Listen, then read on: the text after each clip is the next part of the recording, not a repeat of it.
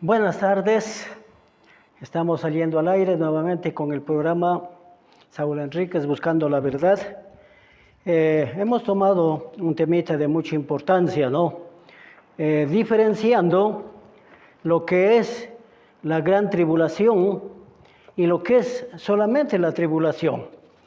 En el programa anterior vimos un poquito de lo que pasaba, de lo que pasó, más bien dicho, en Jerusalén, ¿no?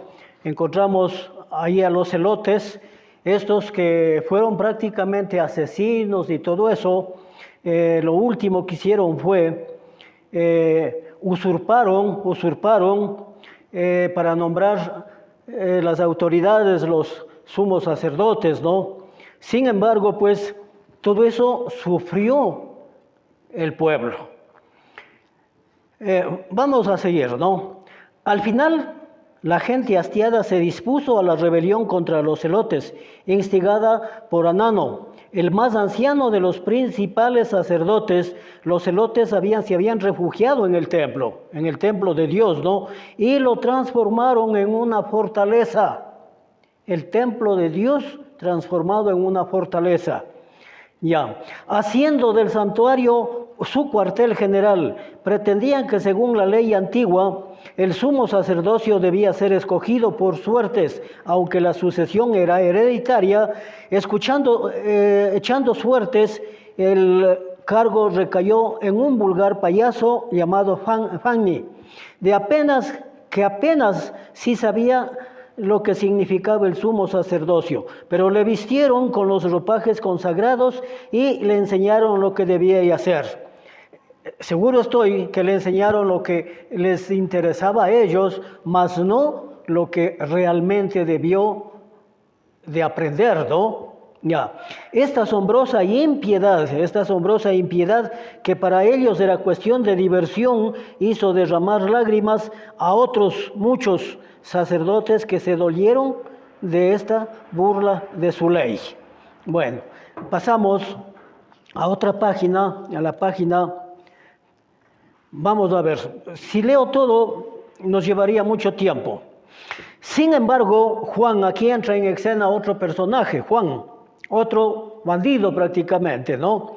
Como si hubiera jurado lealtad a los celotes en el lugar, en contra de ellos les contó de los peligros que habían corrido al hacerles aquel servicio secreto. O sea, mentiras van, mentiras vienen.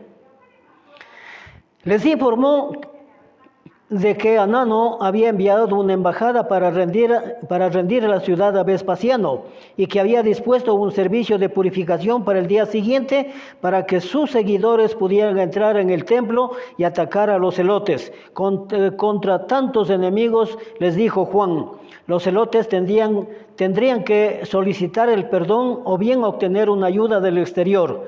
E insinuó la ayuda de los idumeos, el mismo que va con el chisme. Insinúa a quién le gustaría que vengan. Los jefes de los celotes, creyendo que Anano había invitado a los romanos a que le ayudaran, lo que era otra de las calumnias de Juan, resolvieron por fin pedir a los idumeos que les ayudaran.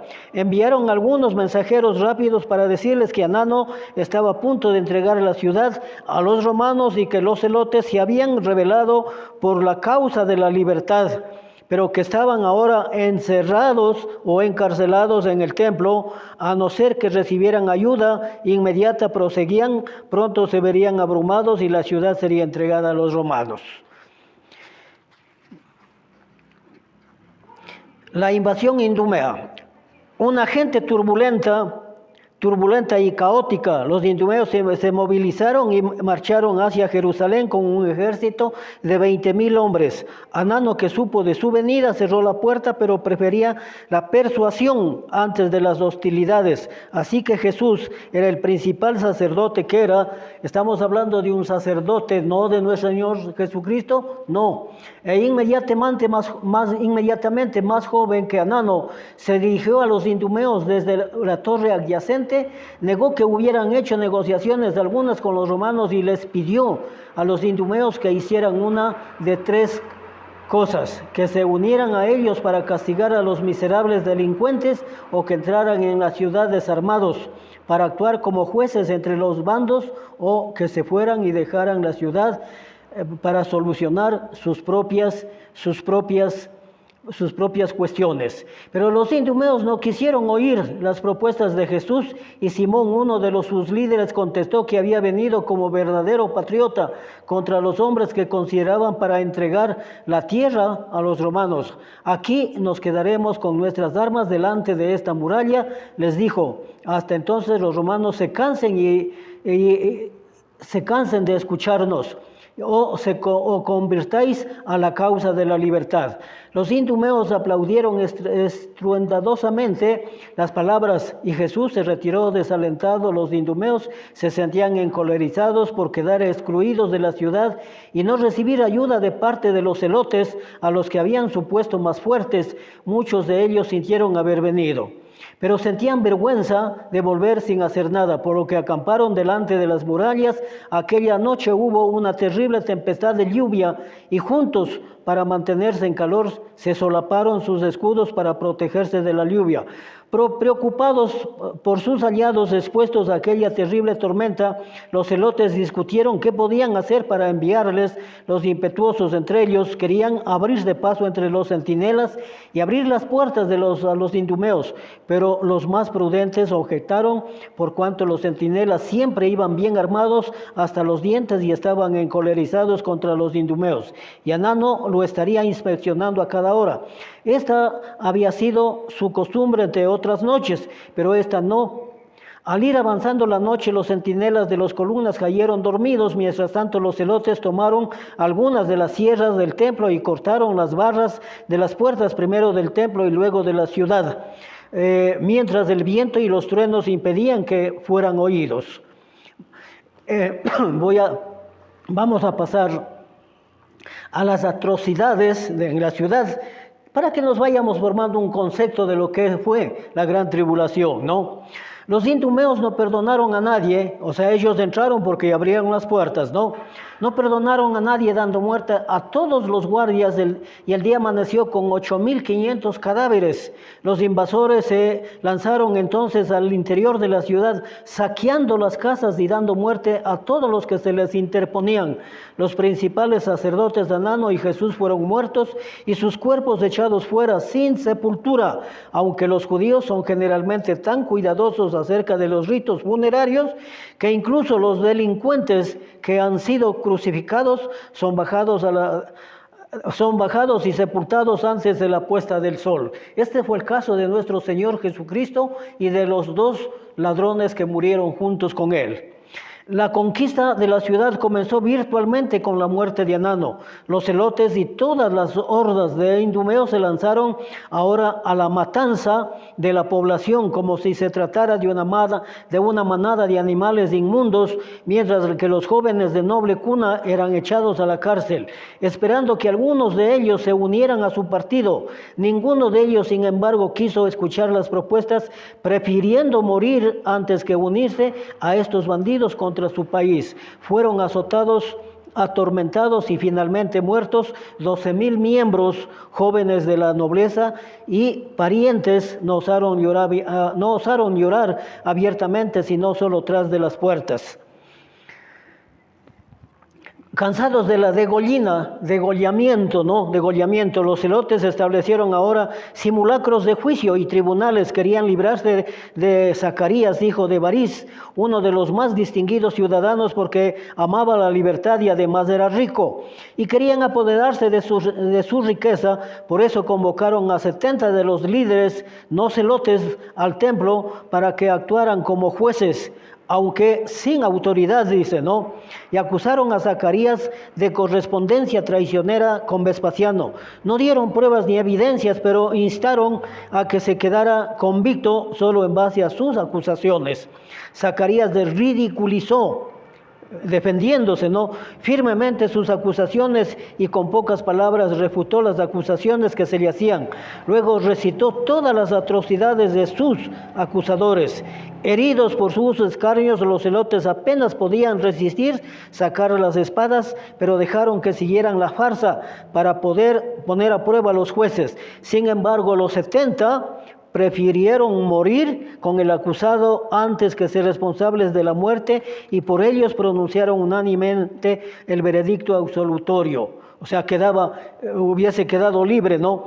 Los celotes rugieron de rabia, y 2 de ellos se precipitaron y dieron muerte a Zacarías en medio del templo, burlándose sobre su cuerpo postrado. Ahora tienes nuestro veredicto y una liberación más efectiva.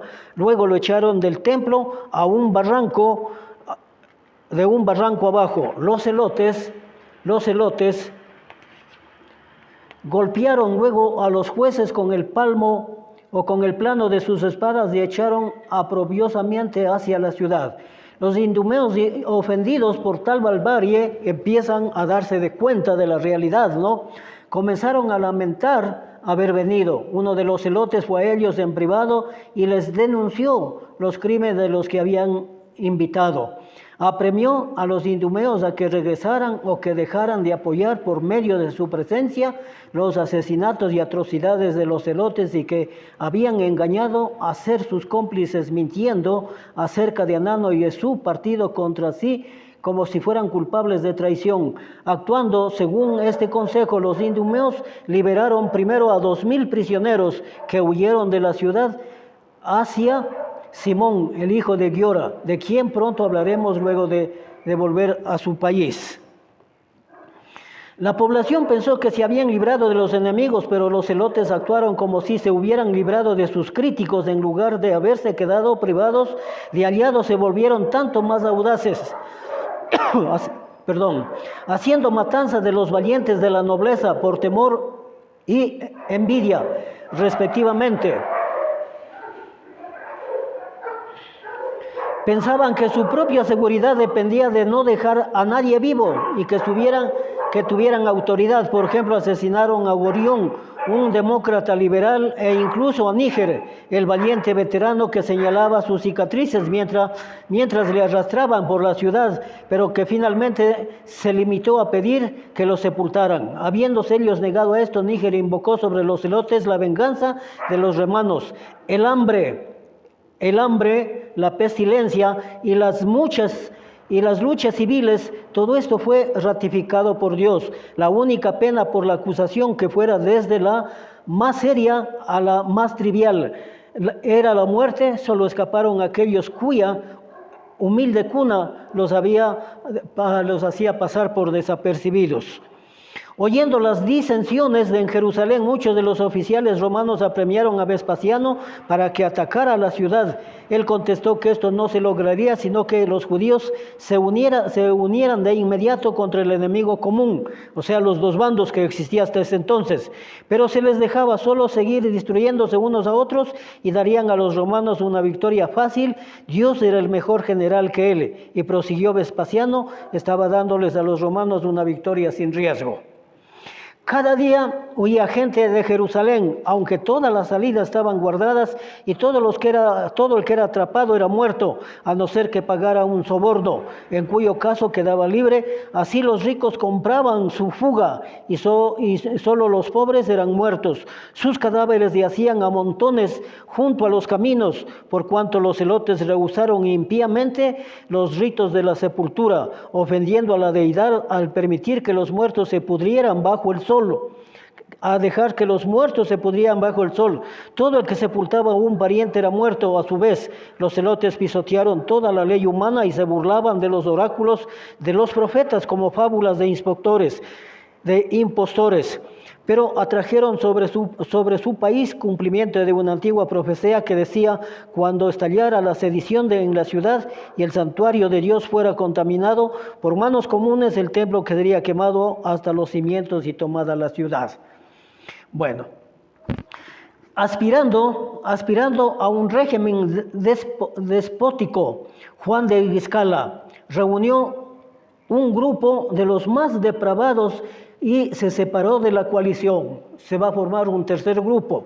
Los que desdeñaban someterse a un anterior igual que ellos o que temían un régimen monárquico construyeron un partido de oposición. Los dos grupos no se enfrentaban mucho entre sí, por cuanto se dedicaban a rivalizar en el saqueo del pueblo. La capital se vio así afligida por los tres peores males: la guerra, la tiranía y el faccionismo. Pero la gente vio que la guerra es el peor de los males y muchos huyeron a los romanos buscando seguridad. Vamos más adelante, ¿no?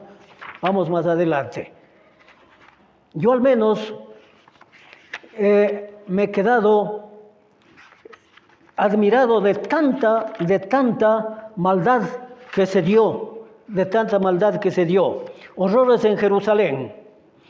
Ahora reinaba el hambre en la ciudad y los rebeldes tomaban todos los alimentos que pudieran encontrar en registros casa por casa, mientras que los pobres morían de hambre a miles.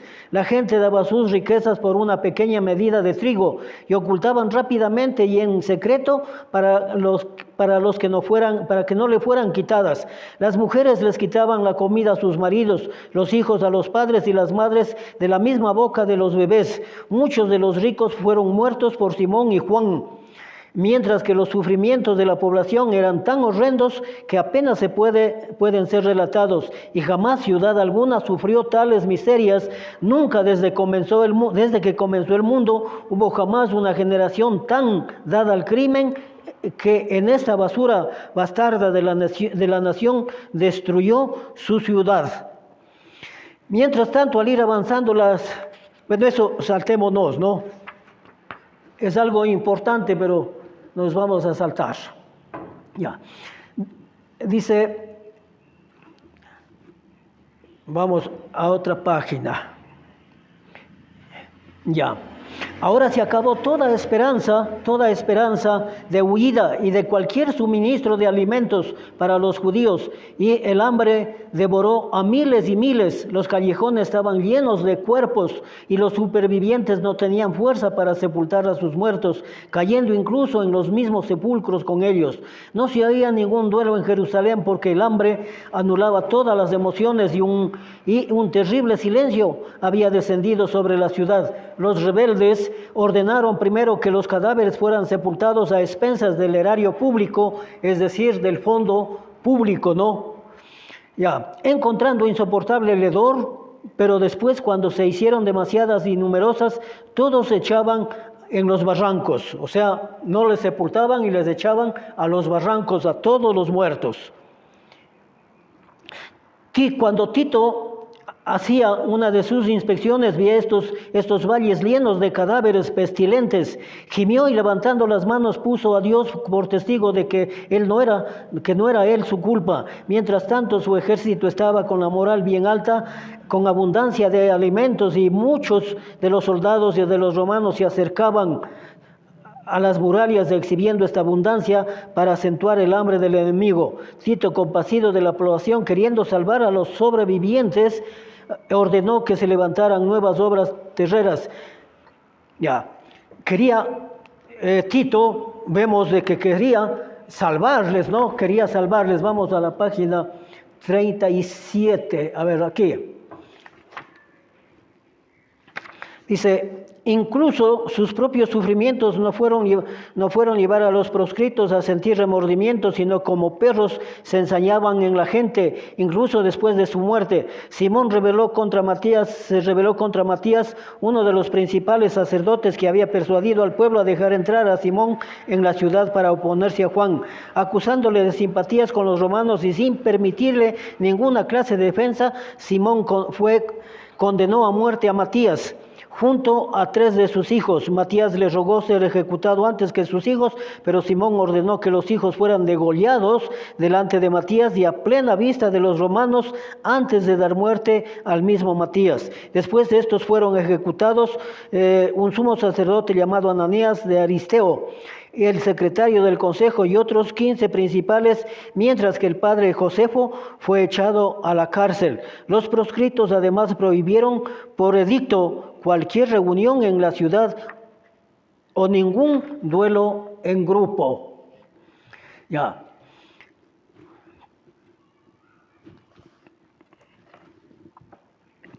Bien, dice Judas, uno de los oficiales de Simón, al mando de la torre, llamando a 10 de los más fieles subordinados, les dijo: ¿hasta cuándo toleraremos estos crímenes? O sea, división entre ellos, ¿no? Pero son pocos, 10 dice.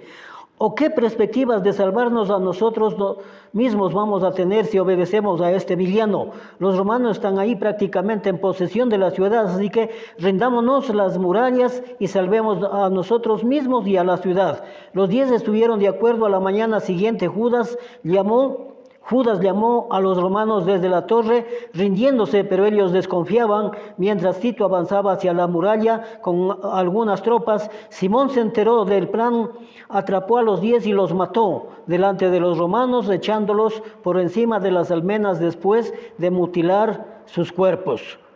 Mientras tanto, Josefo iba creciendo sus vueltas, apremiando a la rendición. Recibió una pedrada en la cabeza y perdió los sentidos. Los judíos hicieron una salida. Si no hubieran arrastrado adentro de la ciudad y si César no hubiera enviado una partida para rescatarlo durante la lucha, Josefo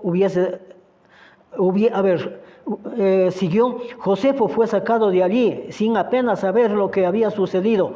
Suponiendo que habían matado a Josefo, los rebeldes gritaron llenos de felicidad los rumores de su muerte y se extendieron por toda la ciudad y llegaron a su madre, que estaba encarcelada. Pero no tuvo ella angustia por mucho tiempo, porque Josefo se recuperó pronto de su golpe y fue a gritarles a los enemigos que pronto se vengaría de ellos.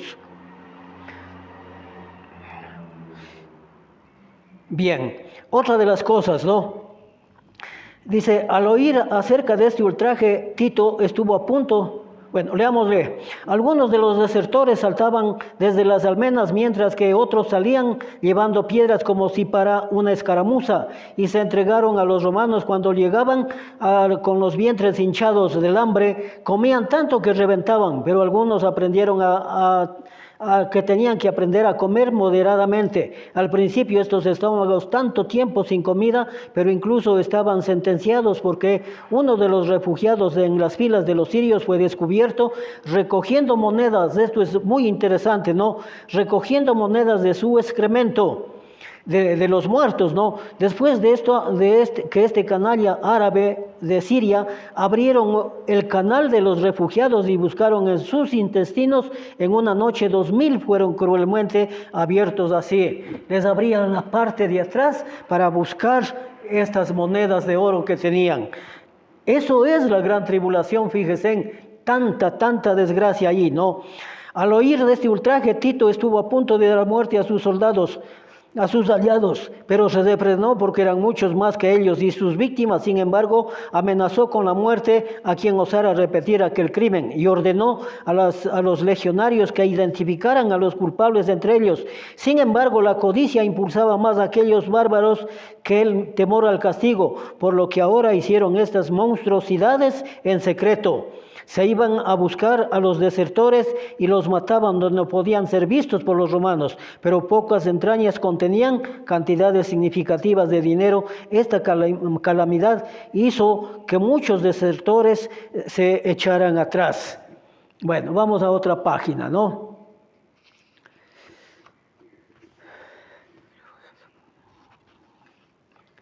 Bueno, este es importante, ¿no? Cuando Juan hubo saqueado toda la población y todo lo que poseían, comenzó a asolar el mismo templo, sacó sus vasos de oro, sus cuencos, sus mesas, y algunos dones de Augusto y de su consorte, e incluso el vino y el aceite sagrado, y los dio a sus seguidores para su uso. Pero tanto que se necesitaba describir los sufrimientos, un refugiado que había desatado, encargado a una sola puerta, dijo a Tito que 115.880 cadáveres habían sido sacados en un periodo de 11 semanas. Otros principales informaron de que 600.000 cuerpos de las capas bajas, o sea, de la clase pobre de la población, habían sido tirados, y que ahora era imposible contar el resto. Una medida de trigo se vendía ahora por 1 talento. una medida de trigo, un talento que era el valor de un jornalero. Y cuando ya no fue posible recoger hierbas después de la ciudad, fue rodeada por la muralla, y algunos buscaron despojos de animales o en alcantarillas y comían el estiércol de vaca, pero los rebeldes eran irrefensibles. Bueno, vamos a otra 340, vamos a la página 344. Yo les recomiendo, es una buena obra, es una muy buena inversión que compremos esta ahorita para que ustedes lo lean, ¿no? Cuando algunas de obras terreras, a ver, veamos, bueno, veamos más adelante, 347.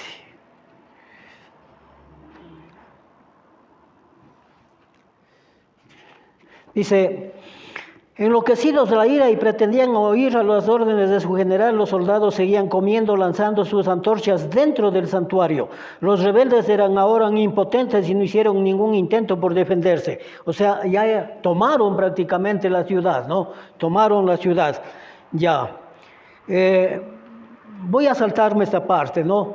Porque hay algo mucho más importante.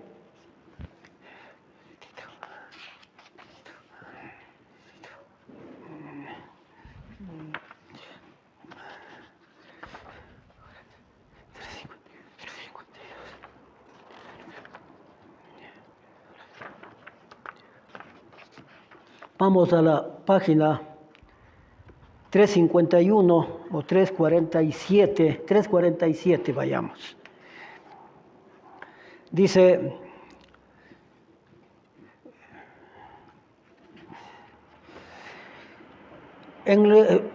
esto ya lo... Ya.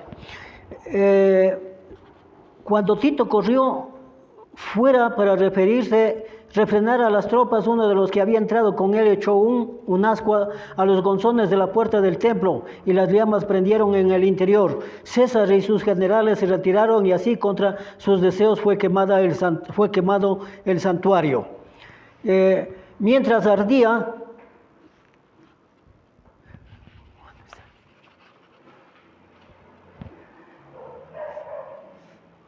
ya. Entonces, 351. Vamos a una página, la última parte, aunque me falta mucho realmente, ¿no? Pero para que tengamos la idea.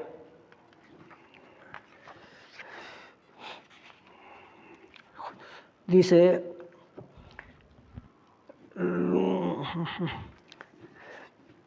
Jerusalén destruida.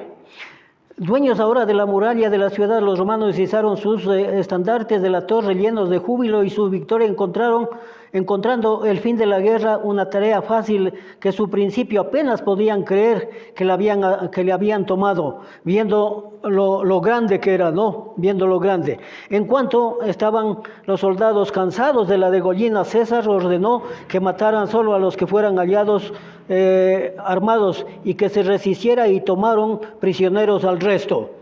Entonces, así es como se dio la atrocidad. Y lo último, ¿no?, que voy a leer. Una señora que huyó de Perea, llegó a Jerusalén, una señora de la aristocracia, y tenía un bebé en sus brazos, y le dijo: bebé, ¿para qué te crío? Para que te unas a esto, mejor, le dijo, sé mi alimento. Y le mató y le asó al niño. Ya cuando estuvo asado, comió ella la mitad y la mitad escondió. ¿Por qué? ¿Por qué escondió? Porque el resto andaba buscando alimentos. Y llegaron allá y le dice, bajo pena de muerte, si no compartes lo que tú preparaste, le iban a matar. Entonces ella fue, les dijo, destapó donde estaba la mitad del niño asado, y les dijo: aquí está, coman. Y les dijo: espero que no tengan compasión como una madre, ni tengan temor como una mujer. Y si no queréis, dejadlo para mí. A ese estado se llegó, a ese estado se llegó. Entonces, como estamos viendo, no ha habido el suficiente tiempo realmente, pero aquí ponemos fin. Esa es la gran tribulación. Esa es, que nunca más confirma la palabra de Dios, pero yo personalmente no tenía una idea tan clara de lo que significaba todo eso. Y espero haberlo compartido, hubiese querido hacerlo de la mejor manera, pero por asuntos de tiempo. El próximo estudio tocaremos nuevamente Mateo 24 sobre el mismo tema, pero ya no leeremos esta obra tan hermosa que nos indica de cómo se desarrolló la gran tribulación. Que yo sepa, nunca más, como dice la Escritura, nunca fue desde que el mundo existe y ni la habrá. Entonces yo sí creo lo que me dice la palabra de Por hoy, muchísimas gracias, buenas tardes.